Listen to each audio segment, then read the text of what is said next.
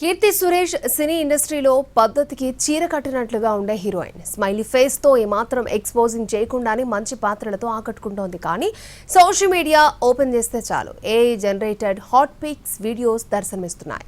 బోల్డ్ photos పై స్పందించిన కీర్తి కఠిన చర్యలు తీసుకోవాలని పోలీసులకు విజ్ఞప్తి చేసింది. ఏఐ టెక్నాలజీపై నటి కీర్తి సురేష్ ఫైర్ అవుతున్నారు. కీర్తి సురేష్ ఒక్కరే కాదు, చాలా మంది సెలబ్రిటీలు ఇబ్బంది పడే పరిస్థితి ఏర్పడింది. డీప్ ఫేక్ టెక్నాలజీ, మార్ఫింగ్ ఫోటోలు, నకిలీ వీడియోల వల్ల సెలబ్రిటీలు ఇబ్బందులు ఎదుర్కోవాల్సి వస్తోంది.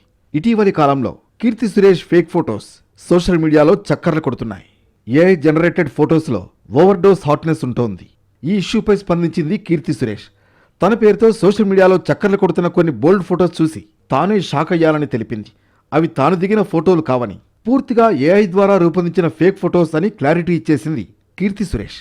వాటిని చూసినప్పుడు నిజంగానే నేను ఇలా ఫోజులిచ్చానా అని తనను తానే ప్రశ్నించుకున్నారట. టెక్నాలజీని దుర్వినియోగం చేస్తూ ఇలాంటి ఫోటోస్ చేసి వారిపై కఠిన చర్యలు తీసుకోవాలని డిమాండ్ చేస్తోంది కీర్తి సురేష్. కీర్తి సురేష్ ఒక్కరే కాదు, గతంలో రష్మిక మందన్న, సమంత సహా పలువురు సెలబ్రిటీలు కూడా ఇదే సమస్యను ఎదుర్కొన్నారు.